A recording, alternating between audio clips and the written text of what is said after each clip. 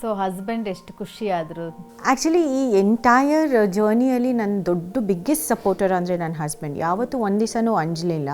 ಅಂದರೆ ಮಗು ಇದೆ ಅಥವಾ ನೀನು ಇಷ್ಟೊಂದು ಕ್ಷೇತ್ರದಲ್ಲಿ ಇರಬೇಕು ಅಥವಾ ಎಲ್ಲ ರೀತಿಯೂ ಅವರು ನನಗೆ ಎಲ್ಲದಕ್ಕಿಂತ ಜಾಸ್ತಿ ಅನುಕೂಲ ಮಾಡಿಕೊಟ್ಟವರೇ ಅವರು. ಅಂದರೆ ತುಂಬ ಒಳ್ಳೆ ಸಾಥ್ ಕೊಟ್ಟವರು ಅವರು.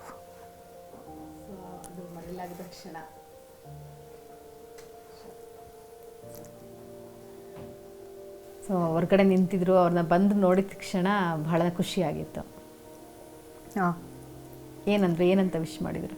ಏನೂ ಇಲ್ಲ, ಜಸ್ಟ್ ಅಂದರೆ ನಾವಿಬ್ಬರು ತುಂಬ ಸ್ಟ್ರಗಲ್ ಮಾಡಿದ್ವು ಇಲ್ಲಿಗೆ ಬರಲಿಕ್ಕೆ.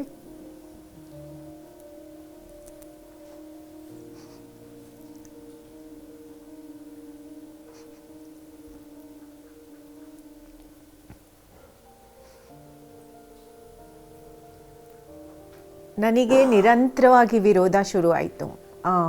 ನನಗೆ ಟಿಕೆಟ್ ಸಿಗೋವರೆಗೂ, ಆಲ್ಮೋಸ್ಟ್ ಏಪ್ರಿಲ್ವರೆಗೂ ನಿರಂತರವಾಗಿ ಎಲ್ಲ ಕಡೆಯೂ ನನ್ನ ವಿರೋಧ, ನನ್ನ ಪಕ್ಷದವರೇ ಸಭೆಗಳು ಮಾಡಿದ್ರು, ನನಗೆ ಟಿಕೆಟ್ ಸಿಗಬಾರ್ದು ಅಂತ ಇದು ಮಾಡಿದ್ರು. ನಿರಂತರವಾಗಿ ಕಂಟಿನ್ಯೂಸ್ ಆಗಿ ಟಿ ವಿಯಲ್ಲಿ ಬಿಟ್ಟರು, ಸೋಷಲ್ ಮೀಡಿಯಾದಲ್ಲಿ ಬಿಟ್ಟರು. ತುಂಬ ಸ್ಟ್ರಗಲ್. ನಮ್ಮ ಮನೆ ಒಳಗಡೆ ನನ್ನ ತಾಯಿ ಜೊತೆನೇ ಒಡಗ್ ತರಲಿಕ್ಕೆ ಪ್ರಯತ್ನ ಮಾಡಿದ್ರು.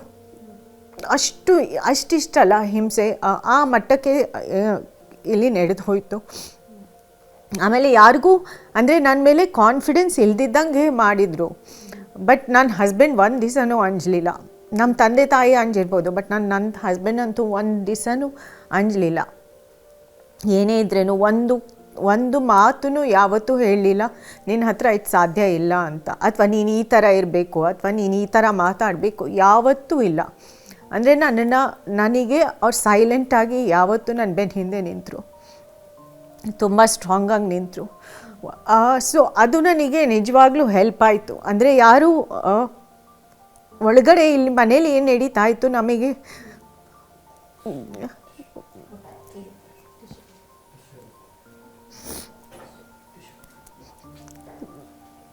ಸೊ ಅದನ್ನೆಲ್ಲ ನೋಡಿ, ಅಂದರೆ ಆ ಇನ್ಸಿಡೆಂಟ್ ಆಮೇಲೆ ನನಗೆ ಗೊತ್ತಿತ್ತು ಸೋಷಲ್ ಮೀಡಿಯಾದಲ್ಲಿ ನನ್ನ ಬಗ್ಗೆ